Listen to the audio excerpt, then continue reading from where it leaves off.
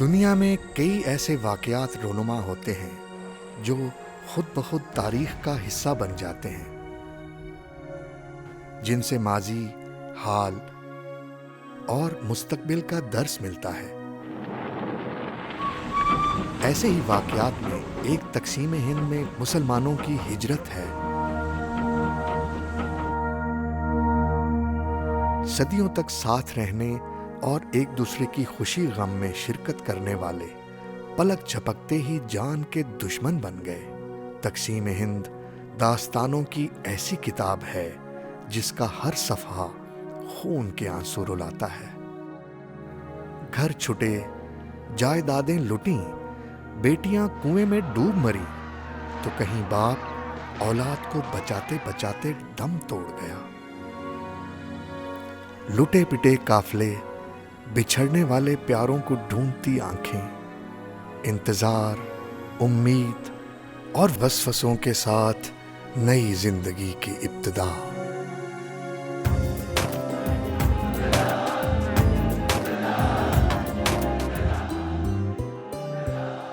मिलकर एक एक झोंका आखिर तूफान बना था।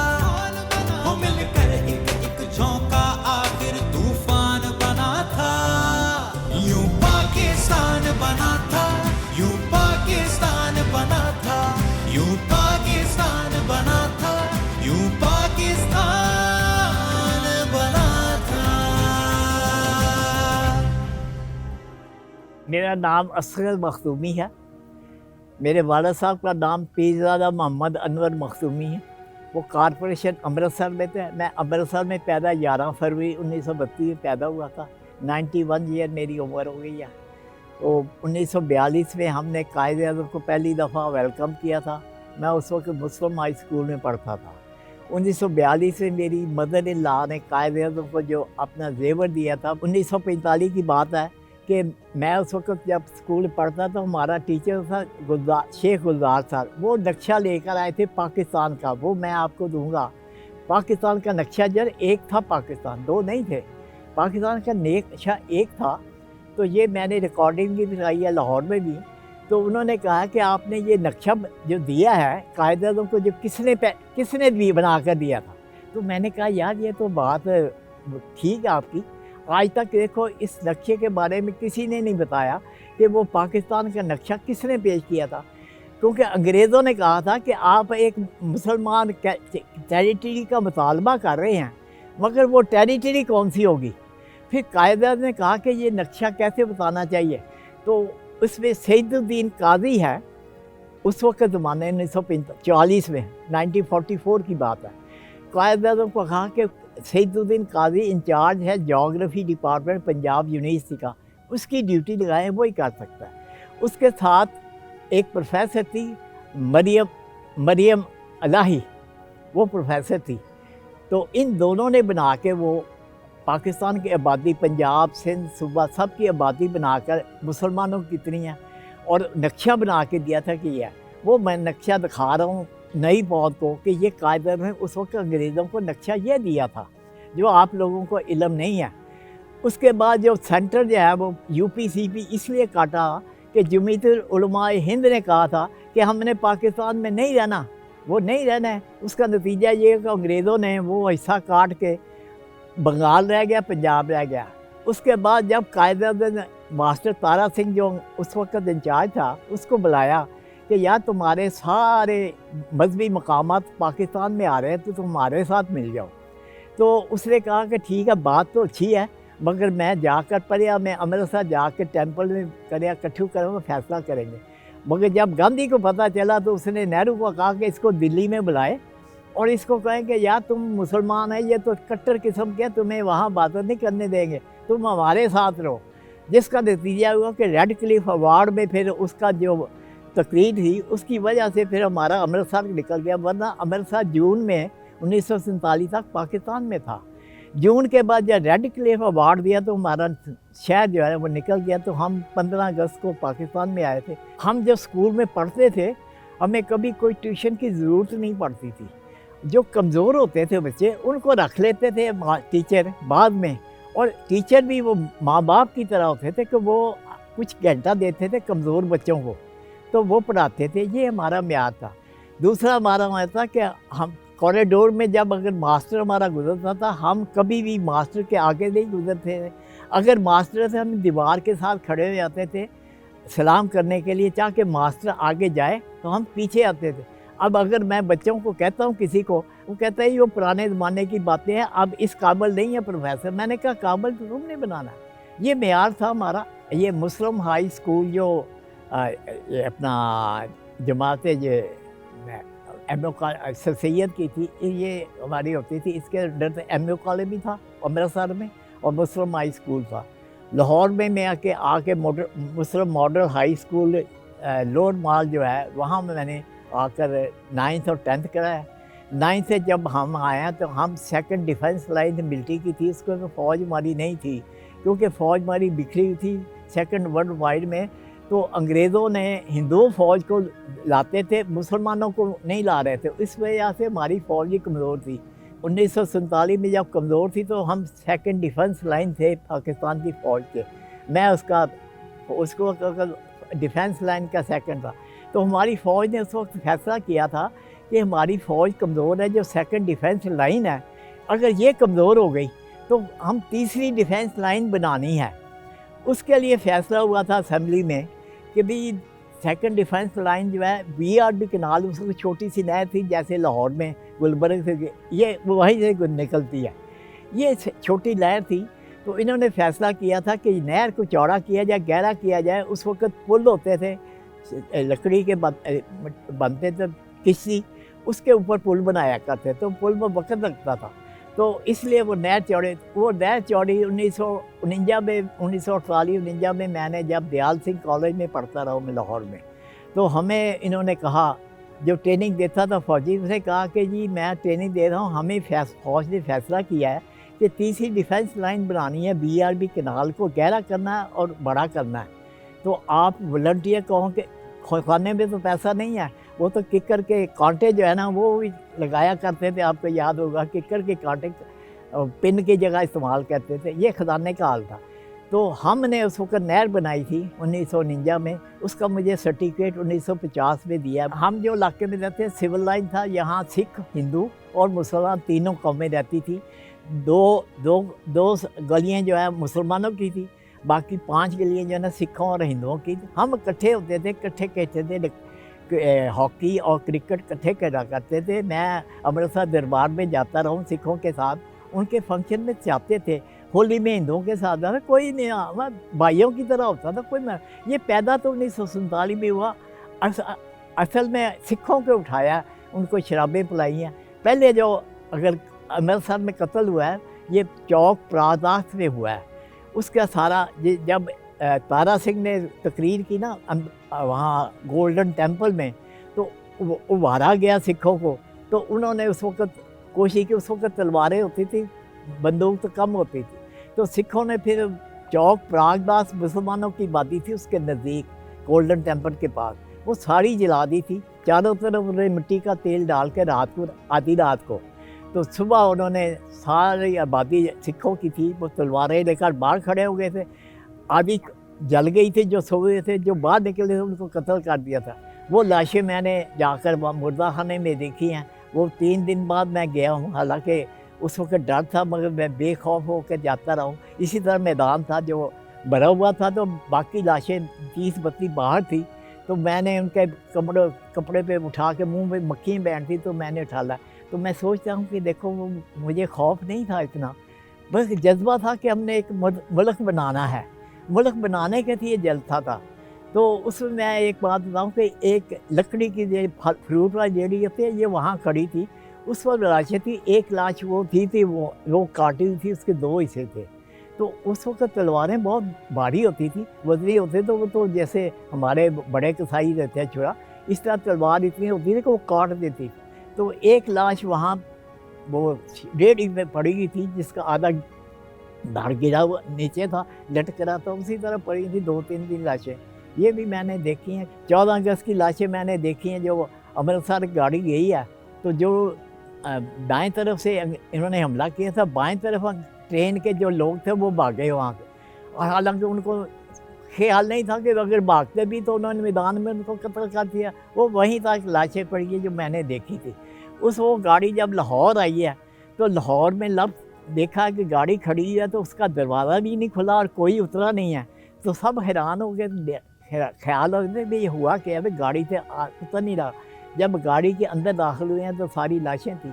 ये लाशें जो है, ये रावी जो है ना, उसके सामने 12 दरी, कामरान 12 दरी, उसके पीछे गड़े होते थे रेत के, वहाँ दफनाई गई थी। ये 2,5-3 हज़ार लाशें आप कहते हैं कब्रिस्तान में, वो कब्रिस्तान कहाँ होता था 2,5-3 लाशों का। तहरीक आज़ादी में तो इस तरह हुआ था कि जब कायदे ने नाफरमानी का ऐलान किया था कि उस वक़्त ये हालत कि हमने खद्दर बंद कर दिया था, अंग्रेज़ों के बात हमारी नहीं सुन रहे थे ना, वो कहते हैं असल में गांधी के पीछे लगे थे, अंग्रेज़ कायदे को नहीं बुलाते थे। तो कायदे को जब पहली दफ़ा वाइसराय ने बुलाया तो कायदे हैरान रहा कि यार मुझे इसने क्यों बुलाया। वो इसलिए बनाया था, मैं आपको ये पाकिस्तान बनाने की वजूहत जो है ना बना है, वो कैसे, वो इस तरह कि जापान ने जब हमला किया था ना, तो उसने 3 इलाके जो हैं, सारा एशिया करने के बाद थाईलैंड, उसके बाद मलेशिया, उसके बाद बर्मा में जब काबज़ किया तो उसने असम पर हम गोलाबारी शुरू कर दी थी। अंग्रेज़ उसको बड़े परेशान हो गए थे कि यार हमारी फ़ौज जो गई है उन्होंने कत्ल कर दिया था, फ़ौज उन्होंने सारी मार दी थी जापानियों ने। तो उसने नई भर्ती शुरू करनी थी, तो सेंटर बनाए थे लाहौर, फैसलाबाद, गुजरांवाला, सरगोदा, मियांवाली, ये सेंटर बनाए थे फ़ौज को भर्ती करने के लिए। तो कायदे ने बंद कर दिया था, मौका मिला था। असल पाकिस्तान जो वजूद जो है ना, अगर तस्लीम किया तो वजह ये थी कि कायदे ने कहा था कि कोई मुसलमान फ़ौज में भर्ती नहीं होगा। तो जब अंग्रेज़ों को पता लगा मुसलमान तो भर्ती नहीं हो रहा, यही जंगजू कौम है, तो उन्होंने पार्लियामेंट को कहा कि कायदे ने बंदा कम कर दे, हमारे फौजी सेंटर जो है वो खाली हैं। तो फ़ौज कैसे क्या कह रहा है, उन्हें कह रहा है कि हमें बताओ कि आज़ादी हमें दोगे, हम अलहदा मुल्क दोगे। ये मसला उस वक्त अलहदा हुआ। उस वक्त मसला था कि अक्सरियत जो है ना, कि मुसलमान अक्सरियत को अलहदा करें। तो ये 1944 में अंग्रेज़ों ने कहा कायदे-ए-आज़म को कि ये आप कहते हैं वो इलाका कौन सा है। उस वजह पे 45 में नक्शा बनाया था। कायदे-ए-आज़म ने एजेंडा 1948 में फ़ाइनल किया था। लियाकत अली ने 11 अगस्त 1947 को, उस वक्त पाकिस्तान नहीं बना था, वो जो असम्बली हमने 1946 में इलेक्ट की थी, इलेक्शन हुआ था 46 में, उसका इजलास पहला हुआ था 7 अगस्त 1947। उसमें झंडा लहराया था कि लियाकत अली ने कहा था, उस वक्त लियाकत अली वज़ीर-ए-आज़म नहीं था, as a member assembly legislative assembly, उसने झंडा लहराया था कि ये हमारा पाकिस्तानी झंडा होगा जो आइंदा 15 अगस्त को कौम वजूद में आ रहा है, उसका ये झंडा होगा। वो झंडा इन्होंने सबूत पेश किया। उसमें रिकॉर्ड में लिखा था कि ये पाकिस्तान प्रपोज फ्लैग है, वो प्रपोज किया। 2 जगह होती थी हमारे जलसे की, एक मस्जिद खैरुद्दीन हाल रोड पे होती थी, दूसरा ईदगाह होती थी। जो शहर में एहतजाज करना था तो वो खैरुद्दीन मस्जिद हाल रोड में होते थे, इकट्ठे होते थे, वहाँ नाते होती थी, वो जज्बात पैदा 12 बजे वहाँ इकट्ठे हो जाते थे। उसके बाद हम मगरिब तक वो जो है ना सड़कों पे होते थे, मगरिब तक हमने नमाज़ें 2 जो है सड़कों पर पढ़ते थे, क्योंकि उलमा भी हमारे साथ जो होते थे वज़ू करते थे, तयम्मुम करते थे। वो कहते हैं कोई बात नहीं, ये तयम्मुम करो हाथ पे करके, वही हम वहाँ करते थे, पानी होता था। सुबह से नाश्ता करने के बाद मगरिब को हम घरों में जाते थे। ये हमारे उस वक़्त हाल था कि पानी अगर पीता था तो मुश्तरका था, अगर चने होते थे सिर्फ वही, और वो 1 रुपये के चने मेरा ख्याल है सारे 10 बंदे आदमी खा लेते थे, वही पानी पीते थे। ये हमारा होता था, जज्बा होता था। अच्छा, वो उस वक्त 2 नारे होते थे, एक होता था बन के रहेगा पाकिस्तान, लेके रहेंगे पाकिस्तान। तो उन्होंने कहा कि ये पाकिस्तान कहते हैं, ये इसका मतलब क्या है। तो उस वक्त तीसरा नारा पैदा हुआ था, लेके रहेंगे पाकिस्तान, बन के रहेंगे पाकिस्तान। पाकिस्तान का क्या मतलब, ला इलाहा इल्लल्लाह मुहम्मद रसूल। ये तीसरा नारा हमारा फिर पैदा हुआ था जब उन्होंने ये मुतालबा किया कि ये आप कहते हैं लेके रहेंगे पाकिस्तान, इसका मकसद क्या होगा। तो हमने कहा था ला इलाहा इल्लल्लाह मुहम्मद रसूलुल्लाह, ये हमारा मकसद था। 1947 में जब पाकिस्तान बनाया था, अक्टूबर में जलसा हुआ था लाहौर क्रिकेट ग्राउंड, तो गवर्नमेंट कॉलेज जो चुबुर्जी के पास है, वहाँ कायदे-ए-आज़म ने यह कहा था कि अब पाकिस्तान बन गया है, अब सिर्फ पाकिस्तानी है, एक कौम कहलाएंगे पाकिस्तानी, कोई आइंदा सिंधी पंजाबी पश्तो नहीं कहेगा। अब हम पाकिस्तानी हैं तो क्या अब पाकिस्तानी कहलाते हैं? हम तो पता नहीं, उसमें भी डिवाइड हो गया। उसने कहा था कि हम एक कौम है। अब हमारा एक तराना है, इस परचम तले हम एक हैं। इस परचम के साए तले हम एक हैं, हम एक हैं। सांझी अपनी खुशियों और हम एक हैं, हम एक हैं।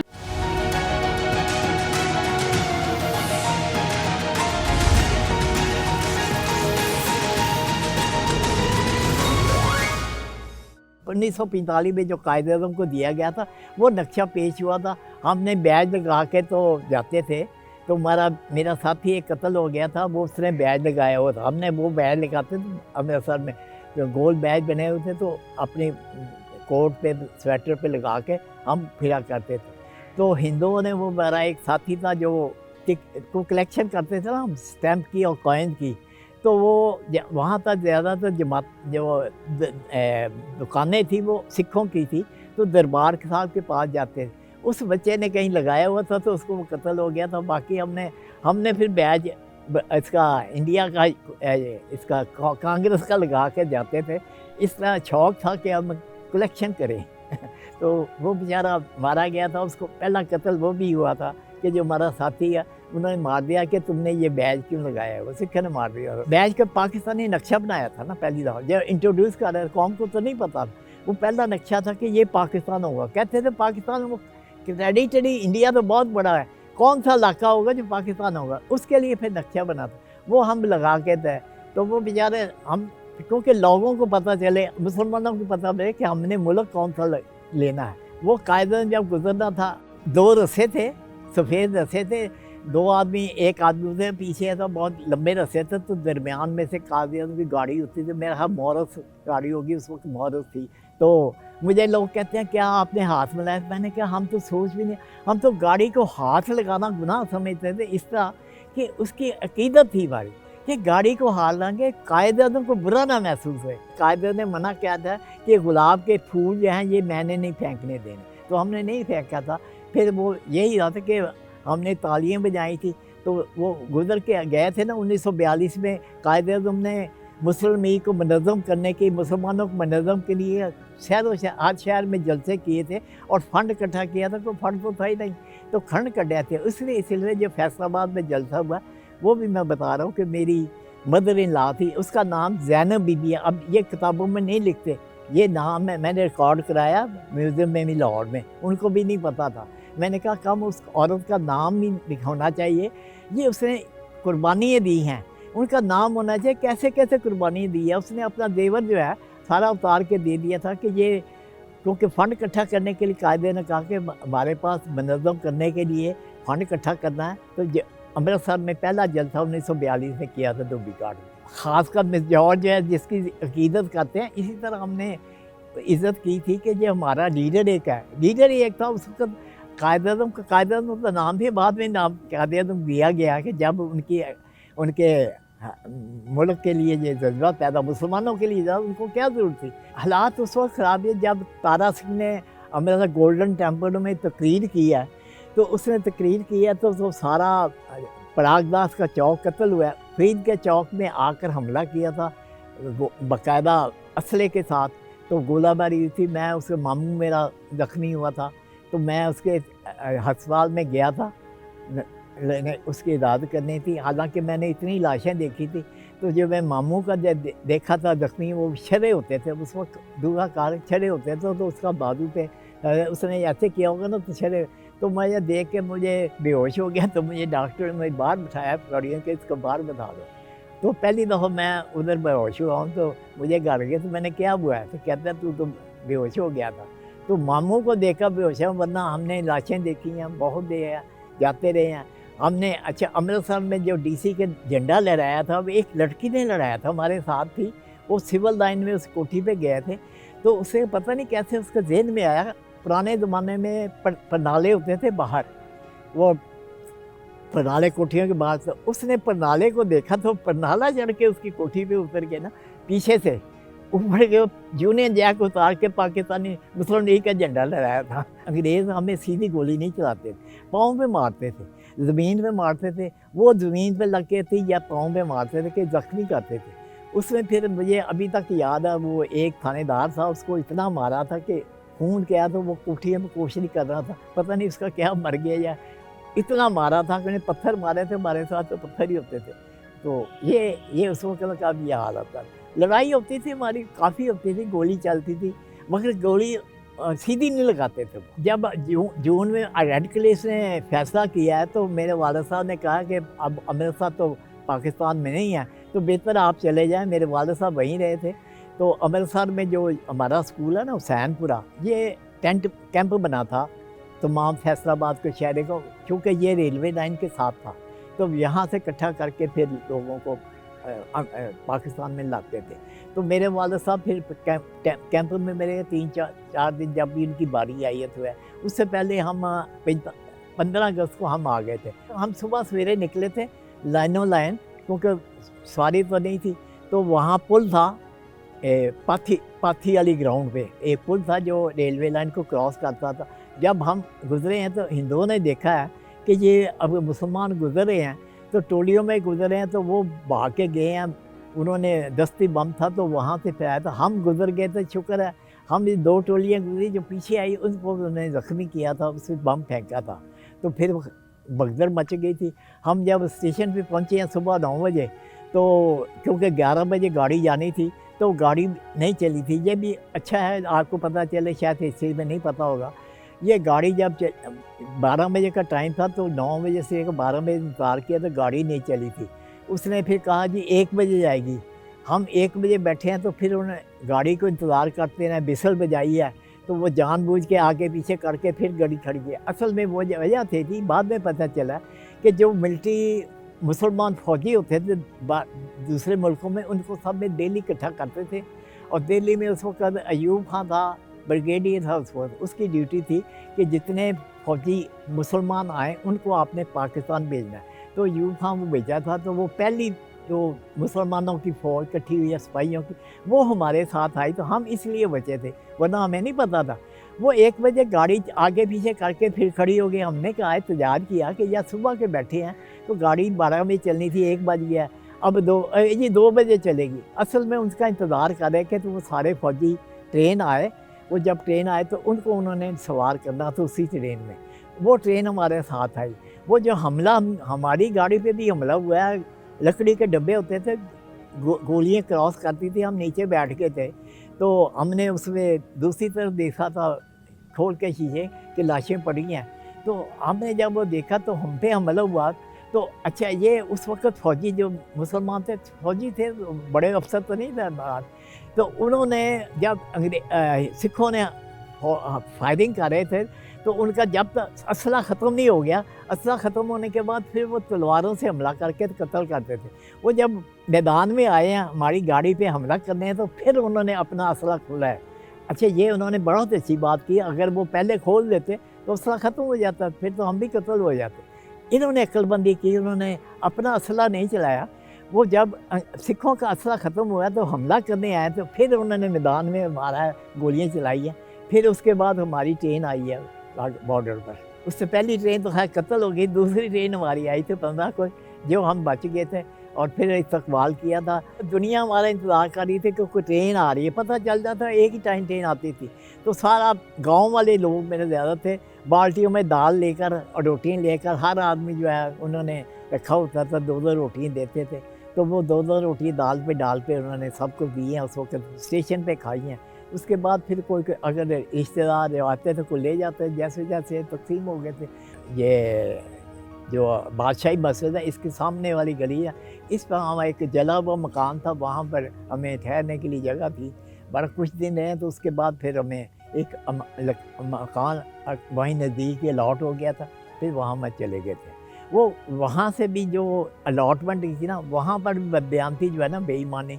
हालांकि इतने मुसलमान थे, तो कभी अगर नीचे पैसा भी डिगा ना, तो कोई नहीं उठाता था। हमारा ये हालत था, हम कहते थे कि ये गुनाह है, अगर किसी को ज़रूरत है तो अल्लाह ताला कहता है कि जिसको ज़रूरत है वो उठा लेगा, बाकी हम गुनाह समझते थे। वालिद साहब 4 दिन बाद आए थे, कोई 20, 22, 21 तारीख को, जब उनको रवायत।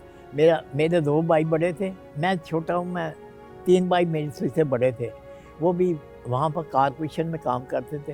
तो 2 भाई और वालिद साहब वहाँ थे। हमारी कोठी में इसलिए कि सिखों ने पहले जला दी कि हम मुसलमानों में एक हमारा महल्ला था, जब पहले आबाद किया था, कोट शमसदीन कहलाता था वो हमारा महल्ला। कोट शमसदीन जो पहले हमने वालिद साहब ने आबाद किया था, क्योंकि वो कारपोरेशन में वो नक्शा नवीस जब नक्शे पास करते हैं, वो सिख हिंदुओं ने इनको लगाया था कि ये मुसलमान है, ये हराम नहीं खाता। वो अच्छा, वालिद साहब मुझे कहते थे कि बेटा वो देखो, वो एक टेबल रखा है ना, एक वो रिश्वत लेता है, इसलिए इसका टेबल रह रखा है, बाकी सारे टेबल होते थे जो सही मानों में ईमानदार लोग थे। इतना तो एक, अब तो वो 99% रिश्वत खाने हैं, एक जो नहीं लेता उसका टेबल अलग लगाते हैं। पहला जलसा हुआ ना पाकिस्तान बनने के बाद 2 महीने बाद, तो उसमें घास की ग्राउंड थी, वो क्रिकेट ग्राउंड थी। तो यहाँ वो अपना जफर अली खां और अब्दुल्ला नेस्तर सिर्फ 2 कुर्सियाँ रखी थी, एक कायदे की, एक दूसरी थी। 2 कुर्सी से बाकी सारे ज़मीन पे बैठते थे। मैंने कहा अब जो नुमाइंदे हमारे हैं वो पहले ज़मीन पर दरी बिछाते हैं, उस पर लाखों रुपये का कारपेट रहता है, उस पर एक सोफ़ा होता है, वो उस पर बोने बैठते हैं। वो नुमाइंदे नहीं हैं, बोने बैठते हैं हमारे। ये फ़र्क उनमें था और इसमें लीडरों में यह। अगर कुरान पाक की तरबियत हासिल करें तो मेरा ख्याल है वही आप चेंज कर सकते, वरना उस्तादों का, प्रोफेसरों का तो कोई वक़्त नहीं है लगा, कोई इज़्ज़त नहीं कर रहा। अपने टीचर की करो, वो वालिदैन से ज़्यादा आपके वालिदैन हैं, बाप से ज़्यादा इज़्ज़त रखते हैं। प्रोफेसर की, टीचर की इज़्ज़त करो, फिर आपको अपने वालिदैन की इज़्ज़त करने का भी एहसास होगा। अगर आपकी टीचर की इज़्ज़त नहीं है तो उसका नहीं है। मेहरबानी करो कि अपना रवैया बदलो। ये जो आप नई नस्ल को लेकर चल पड़े, वो कहते हैं जी ये मोबाइल सारी दुनिया है। हम समझते हैं ये किताब भी इसने ख़त्म कर दी है, इसने टेलीफोन भी ख़त्म कर दिया है, घड़ी भी ख़त्म कर दी है, हर शय ख़त्म कर दी है। ये मुख्तसर आपने कूज़े में दरिया बंद कर दिया है। तो कूज़े में दरिया है, तो इसका मतलब है तुम्हारा ज़हन भी जो है ना वो कूज़े की तरह हो गया है। इनका ज़हन कूज़ा हो गया है।